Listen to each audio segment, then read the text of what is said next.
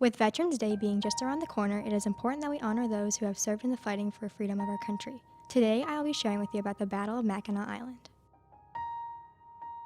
To learn more about the Battle of Mackinaw Island, we first need to know a little background about the island as well.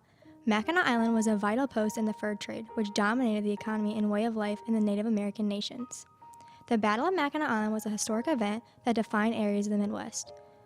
Before the war, Fort Mackinac was an important trading post between Lake Michigan and Lake Huron. It was important for its influence and control over the Native American tribes in the area. However, most of the Native American tribes were opposed to the United States expansion in the area.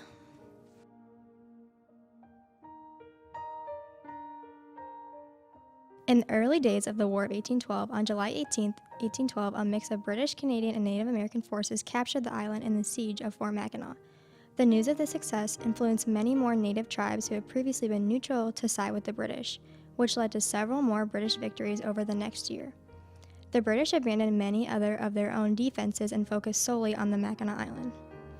On September 10th, the American forces won the Battle of Lake Erie, which allowed them to recover Detroit and defeat the retreating British and Native Americans. An American expedition was launched in 1814 to recover the island as a larger campaign designed to stop the fur trading alliance between the British and Native Americans.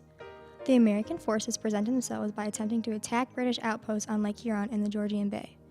Due to their late arrival, when they eventually landed on Mackinac Island, the British forces were prepared to meet them.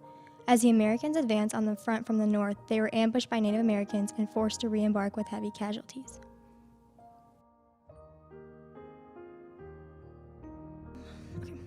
At the Battle of Mackinac Island, American ships attempted to take down the fort for 2 whole days.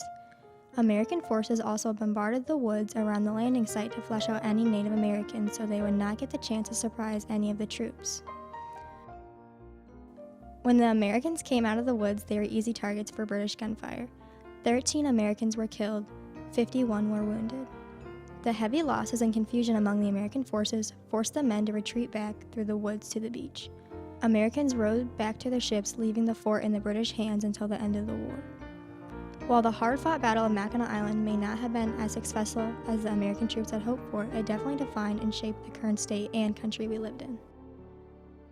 As Veterans Day approaches, we thank all military veterans that have proudly served our nation.